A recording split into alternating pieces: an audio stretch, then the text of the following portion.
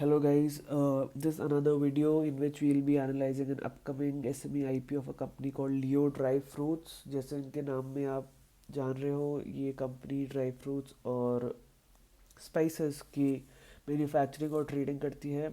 80% of the revenue trading से आता है, 20% ऑफ द रेवेन्यू मैन्युफैक्चरिंग से आता है। ये B2B, B2C और D2C तीनों में ही डील करती है। बट इनका B2B बिजनेस में सबसे ज़्यादा रेवेन्यू आता है। Last year 77% of the total revenue came from B2B, जिसमें ये बल्क में होलसेल ट्रेडिंग करते हैं of spices and dry fruits. फिर इनका B2C जो बंधु ब्रांड है, जिसमें स्पाइसेस और ड्राई फ्रूट्स की छोटी छोटी पैकेजिंग करके बेचते हैं, उससे इनका 17%। इनकी एक और ब्रांड है फ्राइड, जिसमें ये फ्रोज़न और सेमी फ्राइड प्रोडक्ट भी बेचते हैं। बट ये D2C बिजनेस भी है। ये अपनी वेबसाइट और बाकी e commerce websites like Amazon and Flipkart से भी सेल करते हैं, बट इससे रेवेन्यू कॉन्ट्रीब्यूशन बहुत कम है।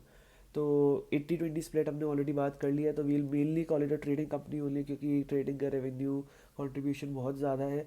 बट ओवरऑल रेवेन्यू में सबसे ज़्यादा कॉन्ट्रीब्यूशन इनका आता है स्पाइसेस से, उसके बाद ड्राई फ्रूट से, और फिर बाकी सब चीज़ों से। स्पाइसेस से आता है in the range of 70-90%, dry fruit से आता है 10-20%, और बाकी सारा बाकी आइटम से आता है। इनके प्रमोटर्स काफ़ी एक्सपीरियंसड है इस लाइन ऑफ बिजनेस में। बट एक चीज़ आपको पता रहनी चाहिए कि जो ये प्रमोटर्स है, इनके खुद की ऑलरेडी सोल प्रोप्राइटरशिप बिजनेस है in the same line of business, दोनों के अलग अलग in dealing with spices and dry fruits. I think this is a very important thing that one should know, क्योंकि ये कंपनी जो है ये बहुत ही रिसेंटली इनकॉर्पोरेट हुई है। ये कंपनी को ये पहले से नहीं चला रहे।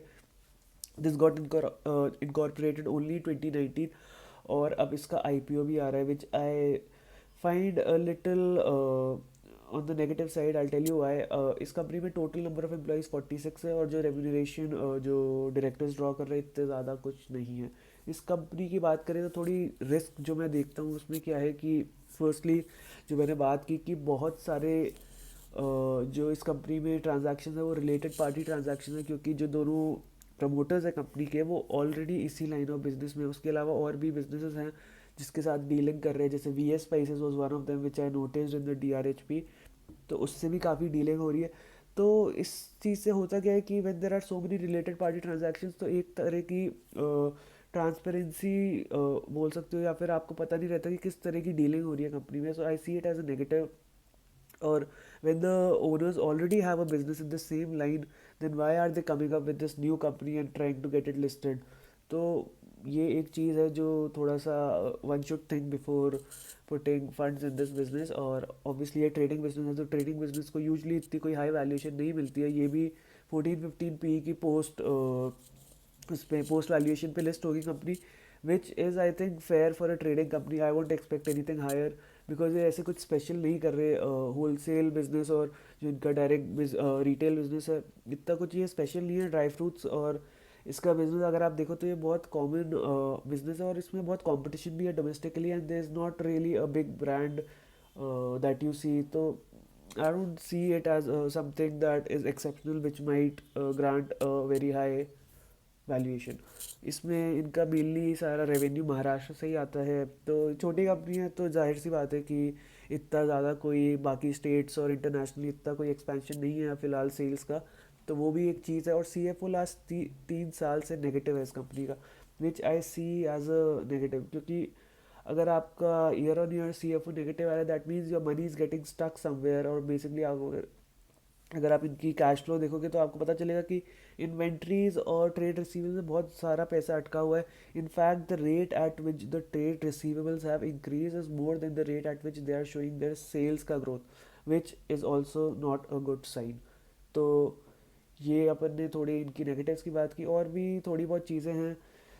जैसे अब इनकी फाइनेंशियल्स की बात करते हैं, तो इनकी short term borrowing almost double हो चुकी है for this H1 FY25 from FY24, from 8.9 CR to 15 CR। इनके ट्रेड रिसीवेबल्स पेबल्स भी बहुत ज़्यादा बढ़ चुके हैं। They have tripled from 4 CR to 13 CR। तो आप उसका इफेक्ट इन्वेंट्रीज पे भी देखोगे, क्योंकि अगर ट्रेड पेबल्स बढ़ रहे हैं तो दे आर बेसिकली स्टॉकिंग आप कहीं से माल ले रहे होंगे to get into their inventories. तो इन्वेंट्रीज भी बढ़ रही है। ट्रेड रिसीवल्स बहुत बढ़ रहे हैं, बहुत लाइक डीपली बढ़ रहे हैं। तो ये सब चीज़ें देखने की बात है। प्लस अगर आप देखो तो ये try they are trying to shift what they've written in their D R H P, they are trying to shift from a B to B to a more B to C business. तो इस वजह से अब जो इनके future projections है उसमें ये दिखा रहे हैं कि इनके क्रेडिटर होल्डिंग डेज काफ़ी हाई है। Last year it was 87 days और डेटर होल्डिंग डेज वॉज 38। तो बेसिकली इनको पैसे जल्दी देने पड़ते हैं, बट जो इनको पेमेंट वापस आती है उसमें टाइम लगता है। So that creates a cash crunch in the business. That would mean that this is a high working capital business. उनको रेगुलर में वर्किंग कैपिटल की ज़रूरत पड़ती रहेगी। और इन्होंने मेंशन भी किया है कि they have taken working capital loan from a bank in the range of around 15 CR।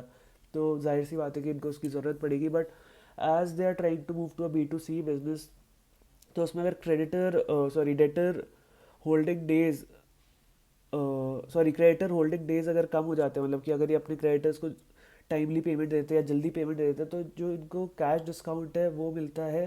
तो that becomes a competitive advantage to the business. एक ये चीज़ आपको पता रहनी चाहिए। तो आप इनका रेवेन्यू जंप देखेंगे तो लास्ट ईयर FY24 में इट वाज 62 CR और FY23 में था 36.4 CR। उससे पहले था only 5 CR। When you see this vast jump in revenue over the past few years just before the listing, then I find it I look at it little not very, I don't accept it fully। क्योंकि इतना jump अचानक से business में देखते हो तो there has to be some reason behind it. इनका margins भी अराउंड 17% पे स्टेबल दिखा रहे हैं 2-3 साल से। बट अगर आप इस ईयर H1 की फर्स्ट हाफ की सेल्स देखें तो that is only 18 CR। So अगर लास्ट FY की ओवरऑल सेल 62 CR थी और this H1 FY25 they have only done 18 CR, that means most likely इस साल की year end sales would not be as high as last year. तो that is also one thing you should know. CFO की अपन ने बात कर ही लिया है। जो पैसा इनका अटक रहा है इन्वेंट्रीज और ट्रेड रिसीव्स में, that is not a very good sign. और इनकी they have paid back long term borrowing of around 6 CR which I think is good. But overall cash flow statement does not look very positive. और काफ़ी IPO आने से पहले मतलब इनने काफ़ी डीलिंग की है, काफ़ी राइट्स भी इशू किए, प्रेफरेंशियल भी इशू किए, एक कोई लोन भी था that they have converted to equity. So a lot of activities happened. One more thing that the ownership of the promoters pre-IPO is around 47% or around that 51%, I'm sorry, around that mark, और post 38 या उससे भी कम हो जाएगी। So look at it, be a little cautious because that means the skin in the game is very low of the promoters already। इतना सारा business they have given to other stakeholders. तो जो promoters के पास जो incentive होता है business के लिए अच्छा करने का, through which they can like grow themselves, वो बहुत कम है। तो I don't look at it as a good sign. Last year profit था 6.6 CR। इनकी market cap at the price range of 51 to 52 rupees at which they would be listing would be at 93 CR। तो जो P है वो 14 से 15 P post IPO रहेगा, which is fine, which is not cheap also because this is a trading business mainly, and trading businesses do not get a very high valuation। जो इन्होंने अपने peers mention किए हैं वो भी सारी छोटी कंपनीज है, which is Jetmol Spices and Masala, HOAC Foods and Madhusudan Masale। So if you go through these businesses also you will see that they do not demand a very high valuation, and these businesses through this you can get a target of where this business could reach। And I don't see this business growing a lot, there are a lot of red flags, or I would be a little cautious before investing into this business। और भी काफ़ी चीज़ें हैं जो मतलब मैं बताना चाहता हूँ कि ये जो ऑब्जेक्ट्स ऑफ द इशू है वो काफ़ी बेसिक है। They are saying they need to fund the working capital requirement and for which they need 15 CR, and the second thing they are saying for branding they need 4 CR। So they are raising around 19 CR, not including other corporate expenses that would be included। So just these two are the main things that they are looking for to raise in this issue, जो काफ़ी basic है। I don't know, I feel a little sceptical कि अगर ये 15 CR race कर रहे हैं, already इनने 15 CR का बैंक से वर्किंग कैपिटल लोन ले रखा है। इतनी वर्किंग कैपिटल का अगर it does not convert into actual sales, actual cash, then it will be a problem. Also with so many related party transactions you don't really know where this working capital is going।